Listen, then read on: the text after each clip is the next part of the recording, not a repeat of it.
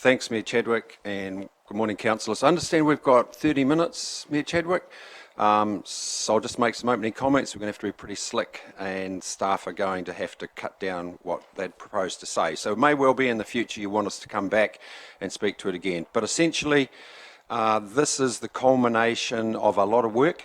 The Section 32 analysis, as you'll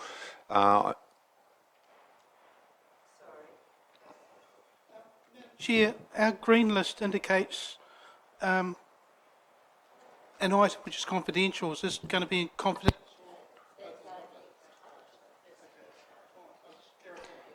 So essentially the Section 32 analysis is made up of a suite of different reports, and the timeline around this was that I believe that this report, essentially, together with the economic report, which is a different document as well, but it fed into it, went to STAG on the 18th of June, and I spoke to you about that, Steve, because I hadn't seen it, Steve hadn't seen it, but we agreed that STAG, as the stakeholder advisory group, was going to work through these iterations. That report then went to the Regional Council Direction and Delivery Committee on the 2nd of July, and it was at that point that after that meeting, because that was the first opportunity regional councillors had to see it, that I circulated that report, or asked for it to be circulated to the Mayor and the Chief Executive. So again, just let's reiterate, this was an agreed process in terms of the partnership with Rotorua Lakes in terms of the economic analysis and the development of the rules. The rules were originally going to be notified in March as a result of a discussion with this with the Lakes Council and the other community. That was pushed out until August, and there have been some different iterations made in terms of the proportionality under the rules, especially in terms of blocks less than 10 hectares. So with those just opening comments, I'll then hand over to Warwick Murray to take you through some of the detail. Thank you, Madam Chair, councillors, and thank you for the opportunity to come and present to you this morning. I guess we're not just looking at a body of water here, we're looking at our history, a lake that's intricately interwoven into our community. There's been quite a history to this lake and the work that we have collectively done as a partnership to restore this lake. And I guess the real question now is, what is that next chapter going to look like? And I guess it will be very much around what we collectively do to try and address the excessive nutrient loss that's finding its way into that lake. I think it's important to take a bit of a look back at the past in terms of what we've done so far. Really need to acknowledge the enormous effort that has been put in to reticulate sewage from the urban communities around this lake and other lakes in the district. That has made a substantial difference to essentially addressing the urban sector's bit in addressing this problem. There's been a lot of other initiatives. We've looked at wetlands, we've looked at retaining walls, we've looked at capping, and in fact we have actually achieved our water quality target for Lake Rotorua, albeit by tipping alum into the lake. Your community, many parts of that community, however, have got some significant concerns about doing this on a long-term basis. There is a sense that this is not a long-term solution. So the reality has been that we really are going to need to address this problem by targeting the source of the nutrients back up in the catchment.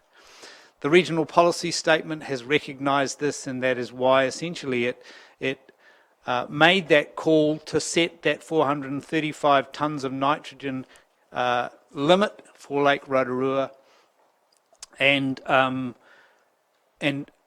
charged us essentially with the job of working out how that might be done. From at the present stage, we have been working with the stakeholder advisory group now for over 2 years The stakeholder advisory group are made up of representatives of those communities who are going to be most affected by these changes. And they have been working through the options of how we might address this problem. And essentially, that group has played a significant part in shaping the direction of the interventions that we have and are proposing to put in place. Just to take you through the process very quickly, as I said, the regional policy statement really set a significant peg in the ground when it said there will be a 435 tonne limit of nitrogen into the lake. That limit will be allocated to the community and that there will be rules. We looked at a number of options around how we would do that. We discounted a number of options around things like, for example, buying farms. We looked at the possibility of doing this all through rules, but that was discounted because of the potential significant impact that would have on the rural community. So we came up with what we call the integrated framework, which is rules in association with an incentive program, a GORS program, and in-lake engineering work. Then, taking the rules component of that, we've looked at a multiple range of options around how we would allocate that 435 tonnes across the various emitters of nutrient across the catchment. And it has been, there's been a preferred allocation mechanism identified by the stakeholder advisory group, and on-farm economic analysis has been done of that to determine what the economic impact of that particular allocation mechanism would be. Not the economic impact of the rules as a whole, but the allocation mechanism. We also then took the results of that on-farm economic impact and built that into the district-wide economic impact, which the stakeholder advisory group asked that we undertake. It wasn't an essential part of the Section 32 analysis, but we agreed that we would undertake that. And we have Nikki Smith here, Dr. Nikki Smith, who was the author of that report, and she will talk about that in a little bit more detail later. I just wanted to quickly take you through the integrated framework, because this is absolutely critical in terms of the approach to achieving sustainable target of 435. The rules contribute 52% of the rural landowner share of that reduction. The incentive program, with a $40 million incentive program, covers 37% of it, and the GORS program covers 11% of it. So, and then of course, in addition to that, there's another 50 tonnes that is coming from engineering initiatives. So the rules, the bit that we've been talking about today, relate to about 50% of that rural target. So in terms of the future, the regional growth strategy has identified agribusiness, water and forestry as key elements of the viable economic future of this region and this district. That, of course, is not unique to this district. It's not unique to the region. It's an issue that is coming at New Zealand Inc. And it's critical, though, that agribusiness, profitable agribusiness, can't come at the expense of the environment. We're going to have to find ways of doing that profitably and environmentally sustainably. Now, this district is actually ahead of the game in this area, because it's seeing that it's going to have to get on top of this. In fact, there's farmers out there in that catchment now who are already doing some very smart thinking about how they're going to do this, how they're going to drive profitability in a nutrient-constrained environment. And I think in the end, that will be a very positive thing for this district. So they are not going on the assumption that is made in an economic assessment that nothing will change in 17 years. They realise that they need to start changing now, and I think that's a very positive thing. Having said that, there is still some significant challenges for some individual landowners. These rules will be a challenge for some, and they will find it difficult, and we're not shying away from that. That's why we have got individual tailored support programs with funding to support individual farmers to help them make that transition.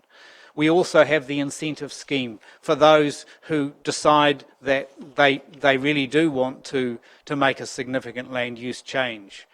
And of course the program is an adaptive program. We have regular reviews of science, the first one in 2017, followed by regular reviews of our policy.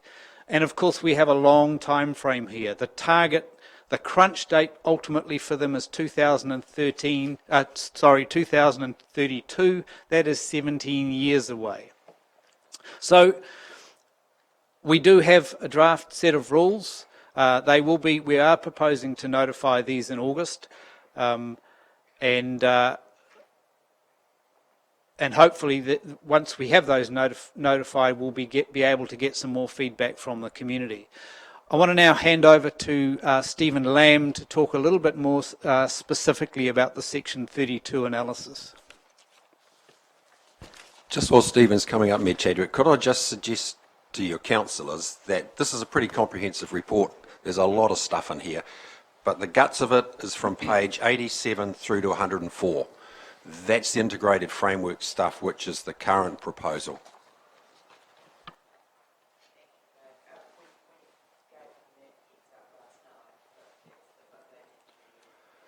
Okay.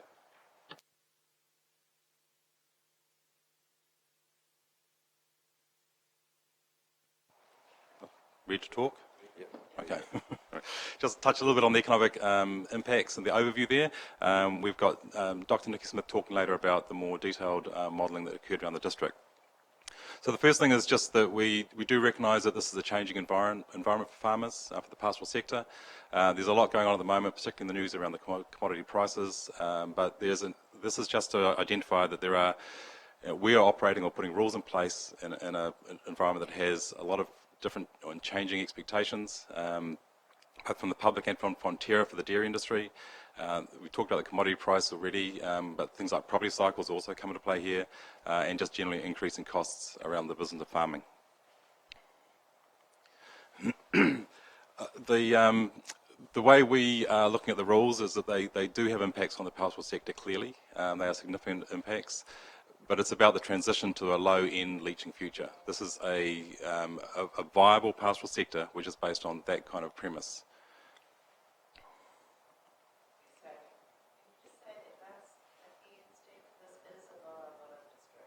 That's the premise we're working on, that this can shift over, as Warwick said, the 15-year process of transition to a low-end future, yes.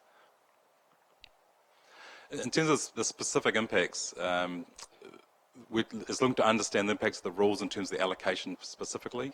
So the on-farm impact and the district impact is looking at the impact of how we allocate nutrients across the catchment and to basically to which farms. That becomes the crux of this. So that's the on-farm economic impact. So how we take the available nitrogen and spread it out. And then that builds into the district economic impact. Again, on the basis of allocation, what's the impact? We've also done work on land value, which is the Taufa Young report, which looks at when you put rule constraints into a catchment, what does that look like in terms of the property prices? Over time, we've also looked at the sort of the flip side of the coin, which is what are the benefits?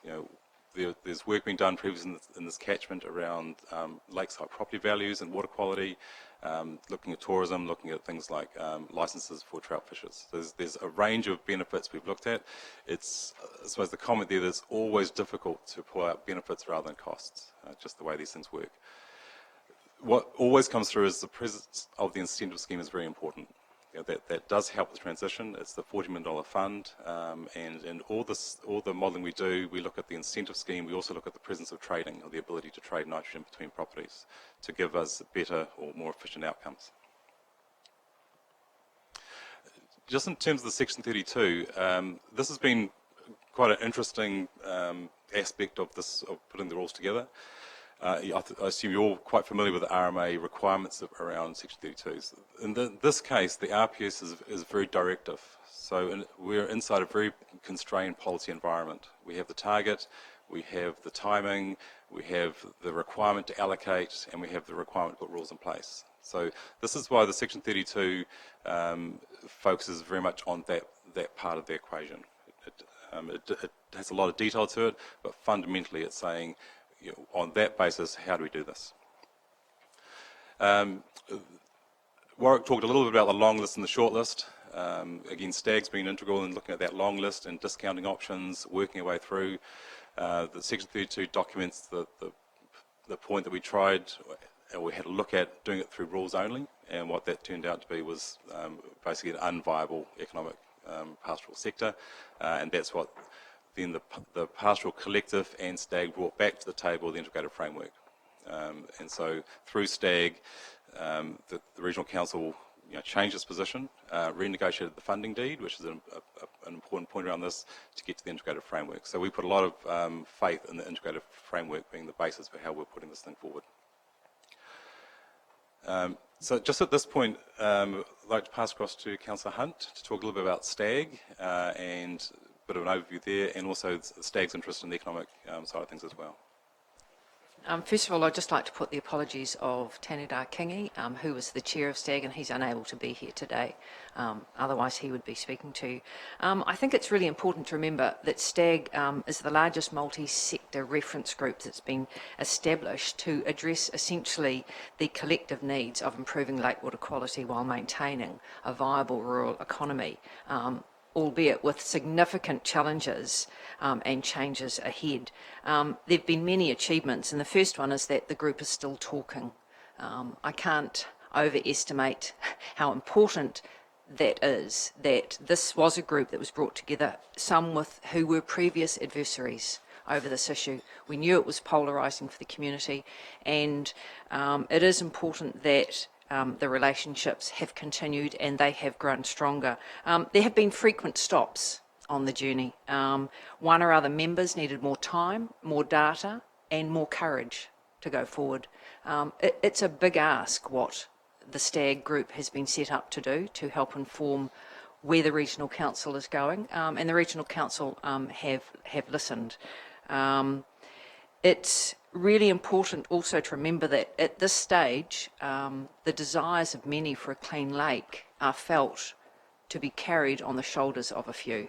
And these are the farmers. These are real farmers, real families that are being affected, and it's their responsibility to keep their own sector informed of the changes and to give them news which essentially is not the sort of information or news that you want to share with the farming community. They are going to have significant changes.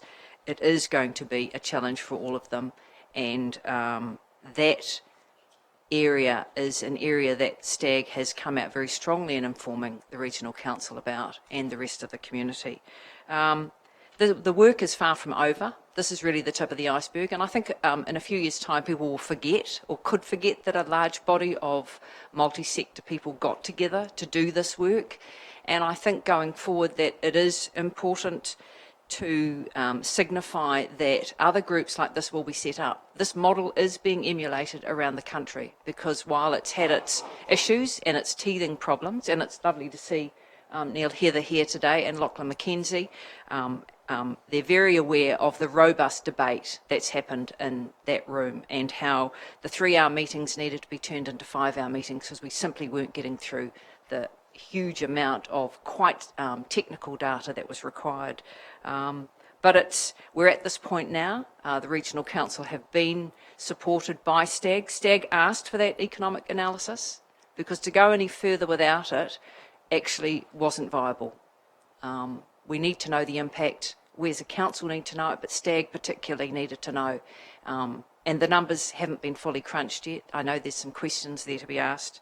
And I'm expecting that STAG will have its wind down date, but I would expect that in some form some group will continue. So I'd just like to thank the other members of STAG for being here, and hope that have been able to speak for Tanira and the other members effectively. I just add here, Doug, that this briefing came as a no surprises in our relationship.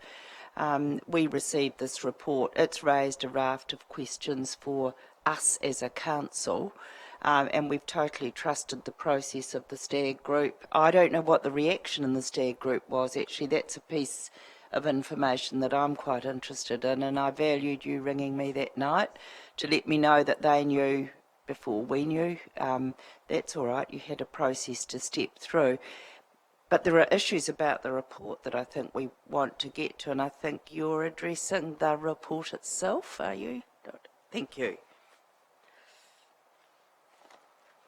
Through you, Madam Chair, yes, if I could introduce Dr. Nikki Smith. So yes, she's the author of the ME Environment District-wide report. Good morning.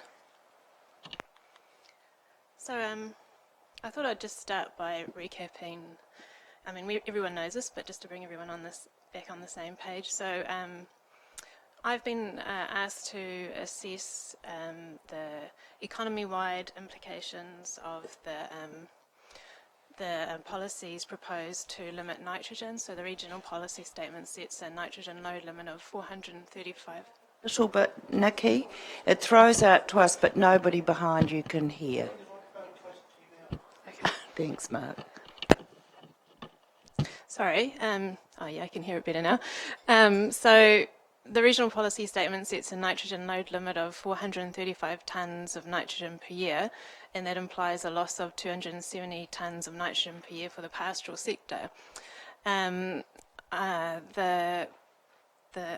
package of policies that have been designed to try and achieve this reduction for the pastoral sector envisage in particular a nitrogen trading scheme with the purchase of nitrogen discharge rights from landowners, and landowners will need to undertake on-farm changes and even land use change to achieve the limits that are put in place. My study focused on, as I said, the economy-wide implications, so at the district, the regional and the national level. And the primary data that I used was the outputs of the separate modelling undertaken by a group of researchers at DairyNZ and Waikato University. So that's what I call the farm system modelling, although it also includes forestry. And from our analysis, we came out with a set of numbers, and they can be a bit difficult to sort of put in context. So really, as mainly just to put the numbers in context, we were also asked to do a sort of add-on analysis. We looked at what if tourism was to increase by 1%, what if it was to increase by 2%, and so how do those numbers compare to the outcomes that we calculated from the nitrogen reduction policies for the pastoral sector. So I just want to emphasise that it wasn't that we said this will be the outcome, it's just what if this was the case, so you can compare the results. And tourism is an obvious example to consider where we try and explore some of the positive benefits of nitrogen reduction policies. So we're looking, because obviously there could be some trade-off between tourism and the farm sector, and you could not necessarily look at it as a gain in tourism, but perhaps a potential avoided losses in tourism. Just before I get into some of the specific tables of results, I just thought I'd bring out some of the key messages. I think everyone knows this, but I'm going to say it anyway. So the natural capital of our district, of our environment, it is one of the really important sources of wealth that we have, and when we decide to manage, how we go about managing those resources is inevitably involves some kind of trade-offs between things like the short term, the long term, things that we measure in market transactions, values that aren't easily measured in market transactions. Another point that I thought I should just also emphasise is that there are some important distributional impacts, particularly for landowners, and in no way do I want to not emphasise those. It's just that that wasn't, because I'm looking at the district-wide level, some of those distributional stories aren't brought out in my analysis. So you could perhaps look at the work that was done at the farm system modelling, where there's some specific discussion of those. The impact will be relatively significant over the 15-year period, and one of the other interesting points I think that was brought out for me was that well, we can think of our economic system as taking value that we get from our land and adding more and more value through production processes until the point where we get products that we sell on to consumers. And I found it quite interesting that a lot of those value chains the Rotorua district was missing out on, or perhaps the level of further production wasn't as great as in some other areas. So that sort of had an influence on the economic impacts that were produced, and there was quite a lot of impacts also happening in the rest of the country. Okay, sorry. So I'm talking about, when we, so our ultimate products might be cheese, say, but that's created through a series of production steps. The farm is the first step, and we get the value, and it's utilising the value of our primary production, how the land converts the air into resources and nutrients in the soil, and eventually it gets to cheese. But there's lots of steps along the chain where we're adding value, and that value goes back to the people who own the capital or provide the labour. And there's quite a bit of it actually happening outside of the district. So, like, for example, meat production, there's not a lot in the district. Dairy product manufacturing, there's quite a few ones nearby that probably source the milk. I also thought it would be helpful, because a lot of time we hear economic impact indicators, things like GDP, and it's sometimes helpful to just start by recapping what actually are we measuring and why. And just thought I'd say that there's sort of normally two approaches to doing an economic analysis, one we call cost-benefit analysis and one called economic impact analysis. So what I've done is the latter one, economic impact analysis, and the advantage of that kind of work is that you tend to use models where you look at the whole range of sectors within an economy, and in a way it can be a bit easier to sort of imagine what's happening within the economy, because you get results spread over different sectors, say, and because that's the type of modelling we're using.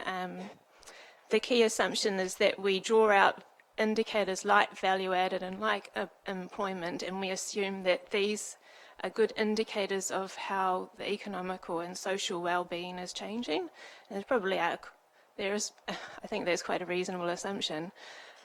So one of the key indicators that we present in our report is something we call value added.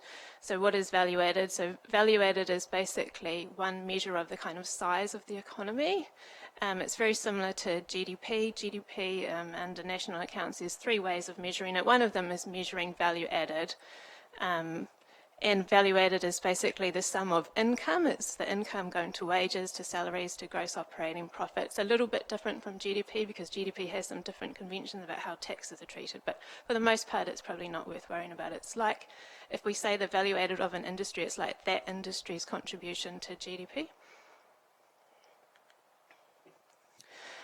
So what kind of modelling did we use? We used something called input-output analysis, and the core strength of input-output analysis is that it covers all of the different sectors in the economy. Our model in particular has 106 different sectors, or we could call them industries, and the idea is you change one industry, and because that industry buys inputs from all the other industries in the economy, you can see how this ripples through the economic system.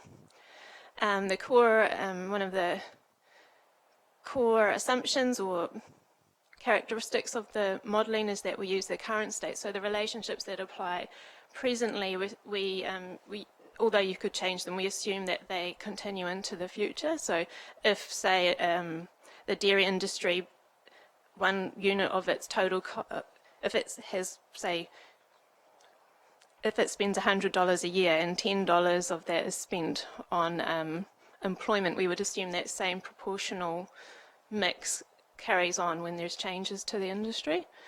So what kind of direct impact? So what we do is we put a direct impact into the model, and then because of these relationships, we look at how this flows on to all the other impacts in the economy. And the types of things that we considered were how when farmers are required to change their farming system, they change their purchases of inputs. How when they have a change in profits, then they have less money to spend in the local economy. How when land changes from one use to another, the input requirements and the degree of input requirements changes. How also because there's an incentive fund as part of the package of policies, how that needed to be funded from somewhere, so it diverted income from elsewhere in the economy. And how also when there's a change in the supply of outputs from the farming sector, like less milk or more wood, how that would change outputs to processes and also the inputs to those processes. So in a nutshell, that's what was put into the model.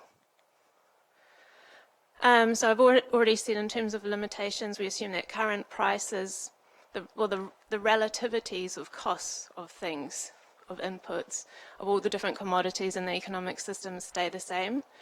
And this relates to because the modelling we undertook relied on the farm system modelling as its key input. So all the limitations of the farm system or assumptions of the farm system modelling also apply to this analysis. So, for example, they didn't assume any great increases in innovation or productivity on farms. They only considered the three main types of systems of dairy, dry stock, and forestry. So other potential low nitrogen farming or land use activities weren't taken into consideration. The other thing I thought I should just say is that I don't pretend that we can ever model everything of the work that could happen in the world. The world's a complex system. Many of the impacts are long-lasting and in the future, which is particularly uncertain when things like commodity price changes, things happening all over the globe could influence what happens. And also, I think another key consideration is that we're just considering, in a way, a subset of all the values that are important to people. There are a lot of, say, non-market values which we aren't able, or at least we haven't attempted to try and measure and compare in this analysis. Okay, so the results. So, yeah. Mm-hmm. So,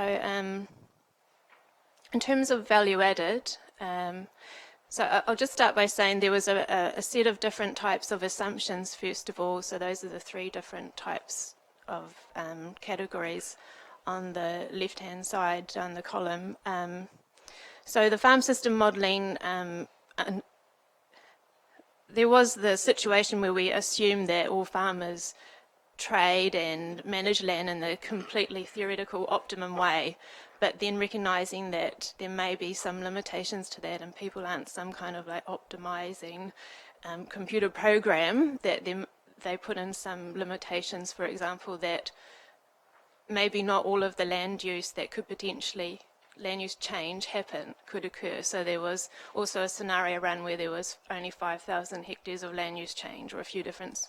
That was one of the set of assumptions that were run in the different scenarios. Also, that there could be limits on trading, so farmers might not fully take up the opportunity to sell nitrogen trading rights.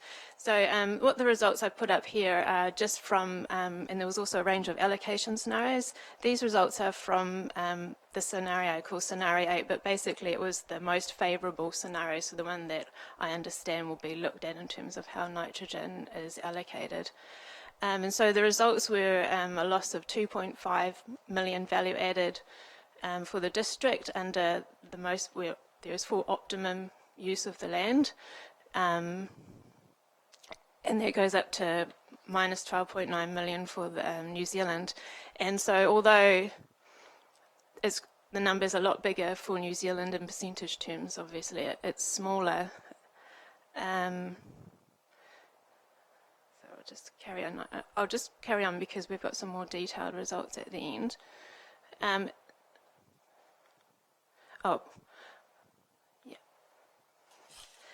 In terms of employment, you get a little bit higher concentration of employment in the district, and that's mainly because some of the industries that are affected for the rest of New Zealand don't have as high employment intensities, like, for example, dairy product manufacturing. It has quite a high, it doesn't use a lot of people per value that it produces in terms of labour.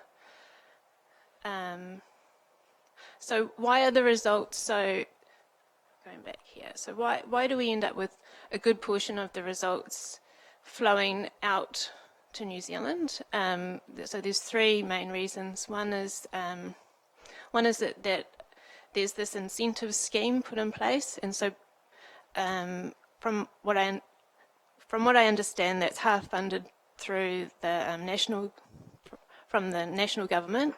I mean, you know, the whole nation, and so that is effectively money flowing in through taxes to foster incentive for land use change within the district. And there's an opportunity cost in terms that it directs money away from potentially other expenditure that could happen in New Zealand. Another one is that, so the model's, as I said, an input-output model, and it looks at this like continuous flow-on effects through the country. And because Rotorua district is in a way quite small compared to the rest of New Zealand, you ultimately get a lot of flows going outside the district. For example, although farmers might buy from their local farmlands or things like that, the products that farmland supply would be sourced a lot from outside of New Zealand. So it's important for New Zealand as well. The other reason is, as I talked about before, that there's a lot of processing that happens outside the district of, say, meat product manufacturing, dairy product manufacturing. Now, in terms of the detailed results for Rotorua, and I've also put New Zealand in there to compare. So, as you can see, there's, of the loss of 2.5 million, so I'll just start with that farm forestry impacts column. A really good portion of that is in the sheep and beef, you could call that the dry stock industry, and the dairy farming industry. But when you look at New Zealand, you get this quite significant impacts for dairy manufacturing as well, and also the service sectors, because service sectors are very highly interconnected with all different types of activities. Then, just as context, I've also put in that what if the tourism industry were to not necessarily grow, but avoid losses of 1% per annum. And you can see that although it might be 1.4, the distribution among industries is really different, and it's not really impacting on those primary industries. It's mainly concentrated in the service industries. And that's about me. Conclusions. That's, you know, we jump to those and then go back to the tables Sure. to see how they're built up. But, you know, are you brave enough to say that dairy farming in this district can sustain the economic impacts of these land use rules? I have to be honest and say I don't do farm system modelling, Yeah. and I've used those results in my report. Yeah. So I've read the report and it sounds very reasoned to me, but that's only my opinion. Thank you. Okay, perhaps we open for questions. I've just got a couple of observations. I just want to put on the record that we did ask for the economic analysis at the Rotorua Lakes. You know, we pushed for that because as a district, we're really concerned about, you know, the long-term viability for us. And in the report, I can see your on-farm economics and your modelling there, but we're worried about the wider impacts. We're worried about the economic impacts on our community, our employment, and I found it odd to see the offsetting, minimal impact, but it'll be offset by tourism spending and forestry. We've got people owning farms, 26 dairy farms, We're having to carry that people impact through, and I didn't see the social impact as strong in a Section 32 analysis, and I was worried about that. We've looked at other analyses around the country, and Waituna's a good example, that talks about the social impacts for us, because we've all bought into the need to reduce nitrogen. We've all bought into that. And then the other aspect for me is the science behind it. We're all assuming, when you did your economic assessment, that the science is as robust as it can be, but it's forever changing. I don't want to use something nefarious to change the debate, but there's just some bits in this report that have me a little bit worried. And I think before we go ahead with rules, we've got to feel really confident we've got it as right as it can ever be. And so the research and the science worries me, and then the greater impact on our community. And it's not strong enough here to say a minimal impact, really, that can be offset by tourism and forestry, because trees take 25 years to grow. Yeah. I don't want to put you in that spot, Nikki. I know you've given a report, but Doug, can you speak to that? I'll try to, Mayor Chadwick. I don't have a prof in front of my name, or I don't have a doctorate. But the issue you raise about the science is really important. The Regional Council, in terms of where we've arrived at and where STAG have arrived at, because they feed all these deliberations through to the determination that the Regional Councils sit around. We have used, in our view and in STAG's view, the best science that we've got available. One of the components of these rules is the overseer model, and you and I have talked about that, as have farmers. We're now up to iteration 6.2. But what we have got in terms of moving forward is what we refer to as the proportionality. So that's the allocation of what's required in terms of the reductions. So some regional councils have used Overseer Model 5. We've decided we're going to use the latest model. So when iteration 7 comes out, it may change the way that the nutrients are allocated relative to the soil type and the rainfall. But as long as we maintain the same proportionality, there's equity amongst those land users as was advised to us by STAG. And I think that's the important thing when you're looking at the science. We're prepared as a council to move with the ever-moving technology, and we'll use the best one. So, and as long as the proportionality in terms of where those requirements are to be met, meet with STAG's suggestion to us, then I think that's the best position we can get to.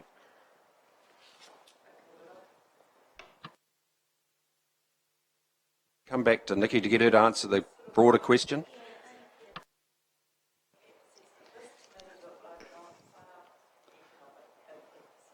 Yeah.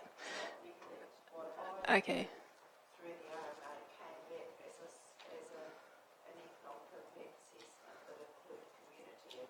Yeah. Okay, so I guess the first thing is that the way I understand the benefit of the work that I undertook was to look at the comparison of different allocation options, and in particular the economic implications associated with those. So we're comparing different scenarios of how the nitrogen could be allocated among land users, and so in a way that although there would be social impacts, it was helpful just to, at the first instance anyway, just to consider the level of economic impact, because you can probably reasonably assume that social impacts will be correlated with the economic. So it's about choosing among those allocation options.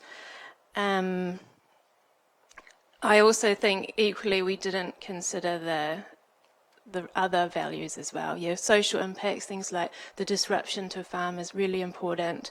The option value of retaining the cultural significance. There's so many different values associated with really important lake. Yeah. Through you, Madam Chair, could I perhaps comment on that also? I guess it's important to recognise that the report that Dr. Smith has completed was essentially solely to look at the economic impact on the district and the wider region. It wasn't asked to look at the social impact. That aspect really is covered off in the Section 32 analysis stuff. So the Section 32 analysis is essentially a summation of all the work that has been done through the STAG over the last 2.5 years, which includes the social and cultural impacts of those various allocation mechanisms. Not so much of the rules themselves, because that decision was made through the RPS, but of the allocation mechanisms. Which of all these potential ways of allocating is going to be the most economically efficient, the fairest, the mechanism by which will have the least social impact on the community? And the STAG has, I guess, got to a point where they're reasonably comfortable that no allocation mechanism is going to be perfect, but this is the best one we've got. Conclusion that STAG asked at the meeting, because we didn't hear the presentation, so therefore didn't hear the STAG response to this. What did they raise more questions that they want answers to? I think it's fair to say that STAG always has more questions around these things. We're trying to get as much information, or make as much information available to make informed decisions. What we get to a point though of the information that's required is a fine grain which is almost not available to us in some cases. So there are a number of relationships for each particular farm, but we have to deal with it on a catchment basis. But we still need to understand this, like for example, the social impacts that are occurring, for people on this. And the Section 32, as you know, is a draft. There's another month's work being poured into it. We're continuing to work on fleshing out the bits where people have pointed out that a bit more work needs to be done, or have said, can you expand on this point to give us more clarity, please? So we've got that opportunity too, to ask some more questions on this in the next month, did you say, Stephen? No, it's been out for a month since 2nd of July with STAG. This is our first introduction to it. Do we have time to raise some issues, just because it's a big impact? The answer is yes. Yes, thank you. Absolutely. Thanks, Doug. And Stephen, you mentioned it went very quickly, but nitrogen trading. Yeah. Now, could you expand on that a little bit for us? Okay. Nitrogen trading's been in the mix at STAG for a while. In a sense, if nitrogen couldn't move between properties, you'd end up with a worse economic position. It'd be a less efficient outcomes in the catchment. So the rules, we are keen to allow a mechanism where between properties nitrogen can move, and to allow farmers to make another set of decisions around, do I farm to that level or do I buy and farm to a higher level? Scheme ready for nitrogen trading? Just about. It becomes complex because there are two issues. One is about the long-term trading of nitrogen, and STAG is also keen on the short-term trading of nitrogen. Short-term becomes more difficult because the market becomes, in a sense, quite less well-defined as to what are we trading. But that's a mechanism we are looking to put into the rules.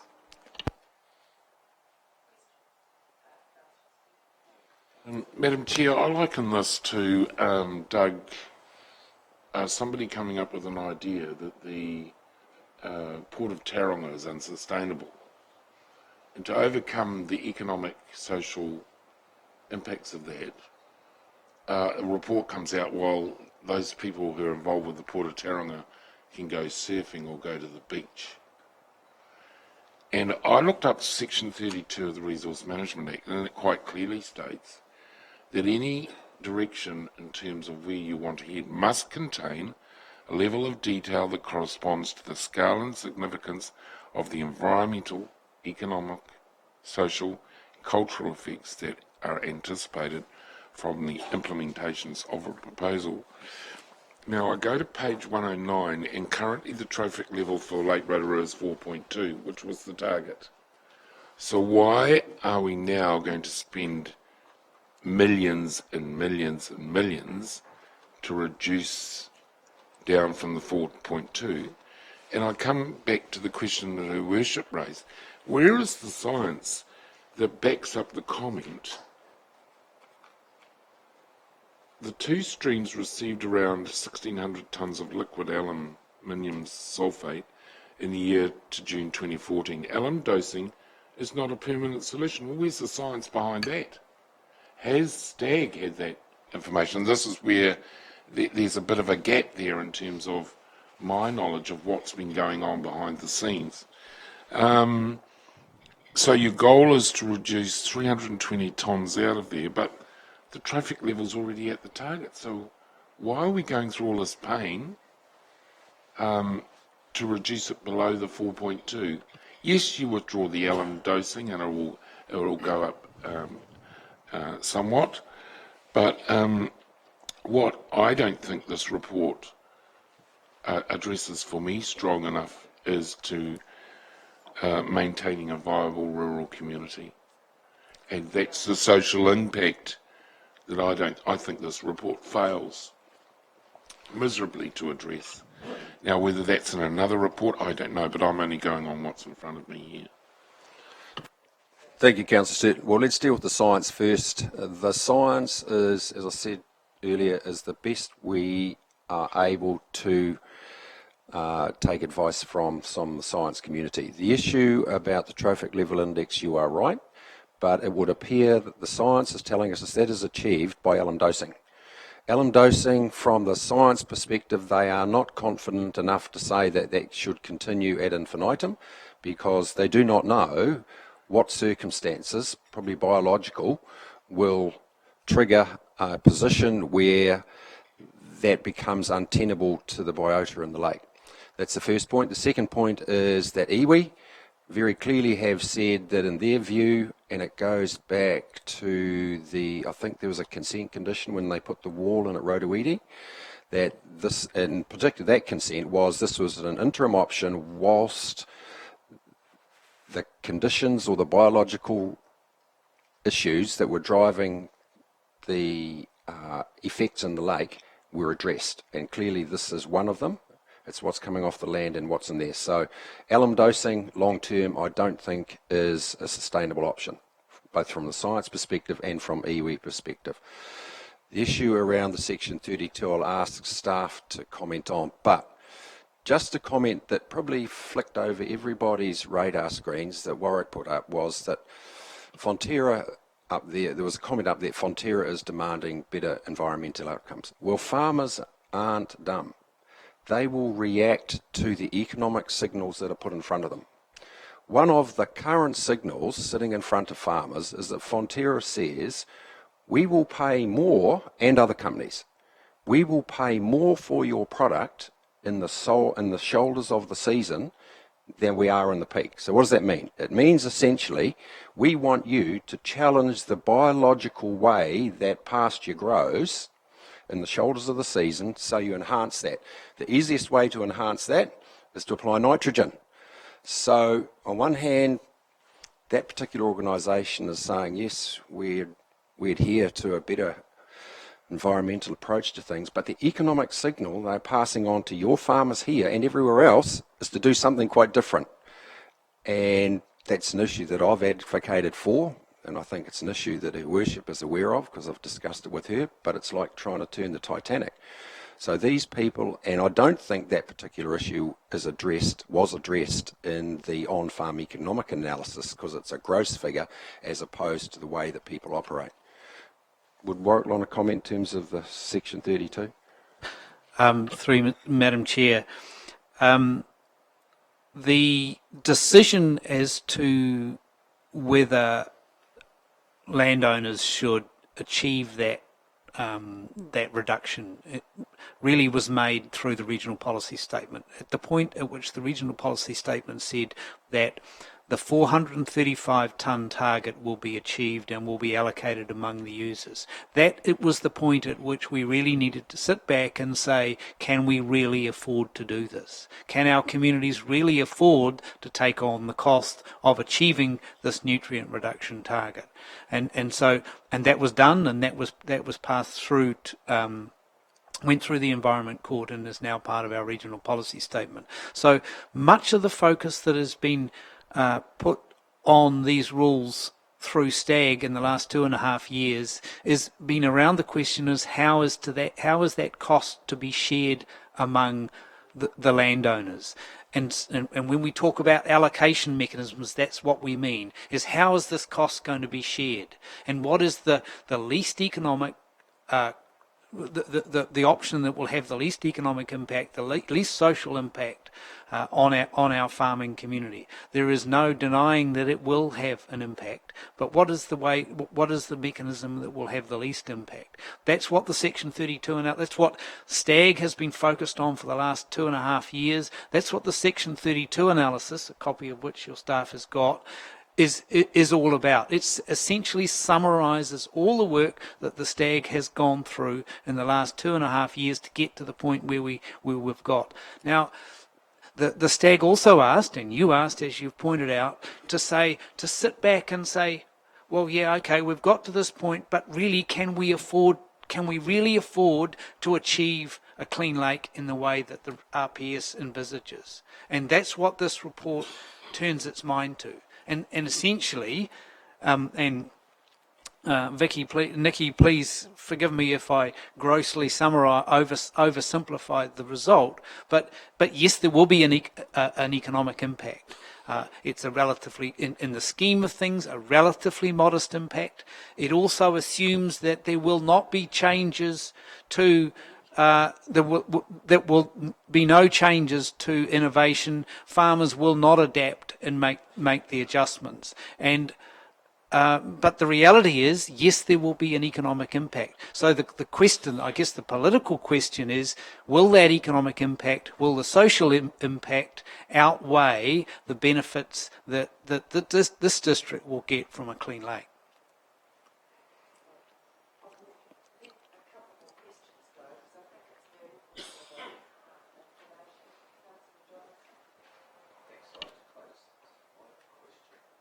Is around the page 97 costs for your council.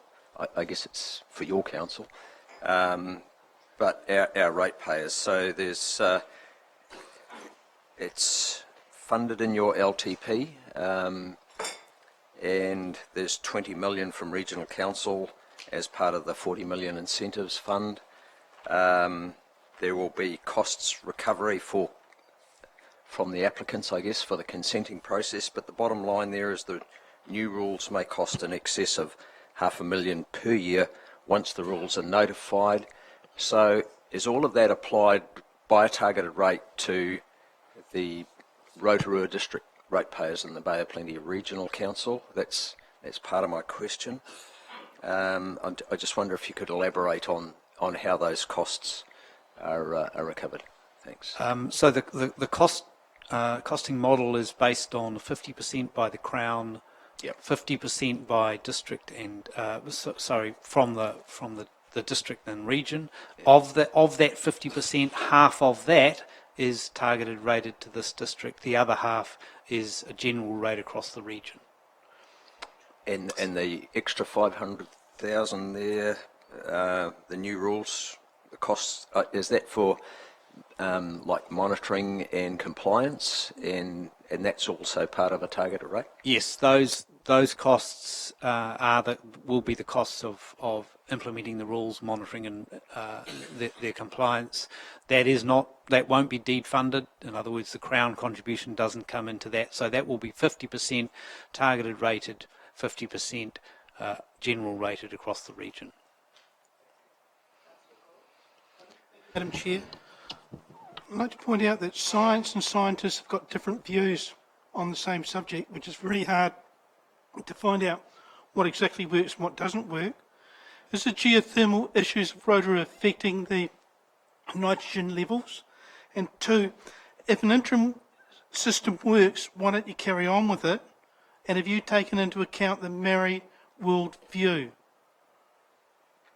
Through you, Madam Chair, yes, there is some geothermal input of nitrogen into the lake, particularly through the Tikateri stream coming out of Hell's Gate. There is a relatively high proportion of nitrogen. As a general rule, that's not the case, but there is in that particular stream. That's why we have the Tikateri denitrification initiative there to try and take. That'll effectively take somewhere between 25 and 30 tonnes of nitrogen out annually when that scheme's built. Your second question, sorry, can you? Yes. So for alum dosing, yes, it has, as Chairman Leader has said, that has been effective in achieving the TLI for the lake, but as he also pointed out, that comes at some cost. The iwi are not of a view to have that continued indefinitely. Their position has been, yes, we're okay, and this is some of them, not all of them, have said, yes, we're okay that you can do this for the time being, until such time as you've been able to tackle the problem at source. We recognise that the benefits from tackling it at source are going to take some time to flow through to the lake because of the lag time in our groundwater, and so they're comfortable with that. So I guess to that extent, yes, we are taking in the Māori world view. Of course, that has to be balanced with other costs to other sectors of the community. Madam Chair, do you think we should use 32AA and get further reports of the resource management? That question is about, when we're talking about, it's a good question, relatively significant to us, might mean different things to the wider region over 15 years. And for us to move with comfort, do we need to have more information under Section 32AA, you've said? Yes.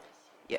I suppose as the person responsible for the Section 32 report, I can perhaps respond to this. There is a vast amount of information in that report. My advice to the council will be that I'm relatively comfortable now with the amount of information that's in there. There is always a point where more information can continue, and I'm sure your council faces that on a regular basis as well. I think we've got enough of a picture to understand the impact of these rules in economic, social, cultural and environmental, in a sense, and the science we've got is a number of people have said here, is the best science we've got. The other side of this thing is that there is adaptive management that's being specifically built into this process. So that if things change, things will change. Yes, thank you, Madam Chair. I have to say I can't agree with you. And you did say, Doug, pages 87 to 104, and that's what I've had to concentrate on because, like most of the councillors here, I didn't receive the report until yesterday. But we did ask for a social impact report, and it's very light on that. And I'm not unfamiliar with social, cultural and environmental impact reports. And this certainly, in those pages that you've mentioned, doesn't address what I would have liked to have seen. And I don't believe we should be minimising the financial impact this will have on some members of the farming community. And on we don't know their current financial situation, let alone their future financial situation. So to assume that it's going to be a minimal financial impact, I believe is quite wrong. There will be a dislocated workforce. There will have, there will be the effects on the social fabric of the farming community will be impacted, and that is a social cost. That is a social cost, and it can indeed be quite significant. There are social risks, unintended or intended, that will come about through this plan, with this change plan, and I would have liked to have seen a really good grunty social impact assessment and indeed a cultural impact assessment. Just to say that the iwi will understand that there are going to be some changes, that should have been clearly set out so that you can actually the iwi can also measure the economic impact it will have on them. And this is so light in that area, absolutely light. And it's, if you think this has the cultural, social, and economic impact assessment that we called for, it's definitely light in that area. And I would be worried, and particularly if I was a farming family, I would be hell of a worried, because what can they draw from this as well to give them any satisfaction that they will have a sustainable livelihood into the future for their children and indeed their grandchildren? I feel very strongly about this. To that, because that you've given us a level of comfort that that's been the entire thinking of STAG as they've gone through since the regional policy statement was promulgated. Is there any more space where that concern that Councillor Rotorua Tate reflects, is there any more space to get that thinking in?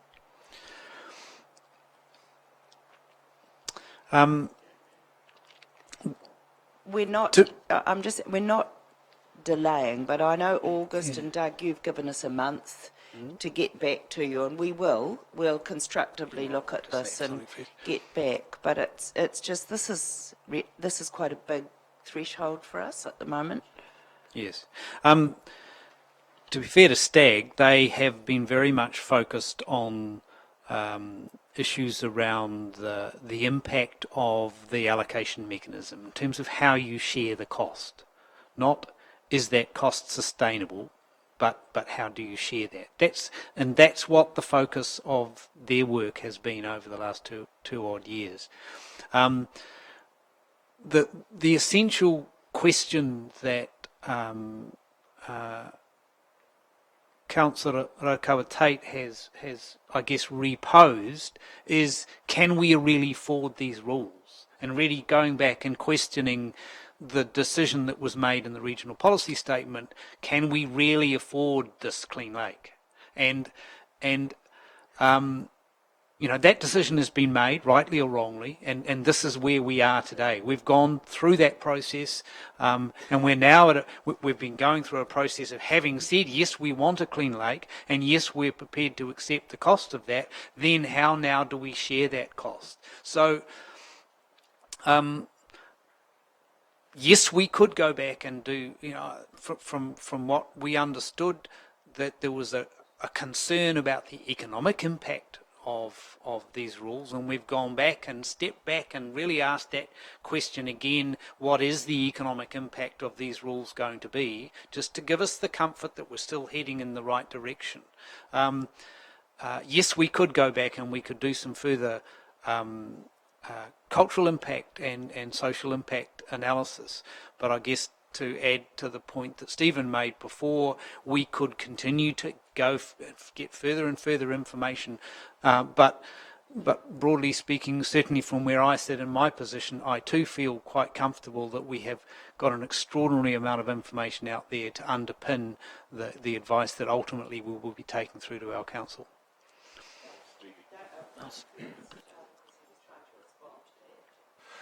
Thanks, Mayor Chadwick. Could I just comment on Councillor Rotorua Tate's comments, because I think she's absolutely right in the wider context of things. But firstly, there's the technical aspects of this, and could I urge Rotorua councillors to utilise the institutional knowledge that you have in Karen's participation in STAG. They are well versed, better than myself in terms of doing this. But as Councillor Rotorua Tate said, this ultimately is about people. And it's about the pastoral people in your parish. And in our parish. But essentially, it falls to those pastoral people I'm referring to, essentially dry stock and dairy farmers. And for some, I think the farm level impacts, as it's got up there, will depend on individual circumstances. As individuals, we don't know what those individual circumstances are, but they're going to be arranged. Someone with no gearing, probably relatively comfortable. Someone with high gearing, there's some real big decisions to be made here. But let's just recognise the manner in which we've got to communicate this is really going to be quite good, because this is just not their business. This is their tūranga waiwai. This is where they go home, their family goes home, the kids go home for Christmas and all that sort of stuff. And when you're challenging the very existence of their ability to be able to continue to do this, you know, let's not get conflicted and have a whole lot of conflict around it. You know, try and deal with it with a lot of empathy and understand what you want to achieve, what we want to achieve in terms of the quality of the Rotorua lakes generally, and how we get there.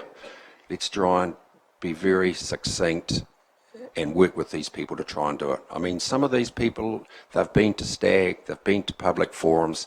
I think they know what the circumstances are here. And if you compound it with the current returns and the forecasted returns in the dairy industry, this is really tough stuff. Really tough stuff. So I'll just leave it there, Mayor Chadwick. I actually think that's a good place to leave it, unless your question was burning. Yep. Thank you, Madam Chair. You probably won't know, Doug, but in the 1980s, I was the State Services Commissioner, the Commission's Social Impact Regional Manager. So I know what I'm talking about, as indeed you do as well. We're not saying, I don't believe anybody in this room doesn't want to have a clean lake. All I'm just wanting to be very clear on we have to be absolutely honest and know that this will, in the future, be the social impact on the people that this plan's going to address, going to fall on. That's all I'm saying. We have to honestly know what those impacts will be. And we mustn't underestimate them, but we must have that. We should have that information, and certainly you should as well, because the farming community, those who are going to be affected, they need to know what's ahead of them. Thank you. Thank you, and probably that was a good rejoinder. So you've given us a little bit of time. We need to now think of this, and we'll certainly get back to you, but we value you coming today. This is our challenge, and we need to gain a level of comfort that we've made the right decisions based on the right information. So thank you for coming. We need to make sure we factor these briefings in. Thank you. As you go as visitors, do you want to grab something to eat? And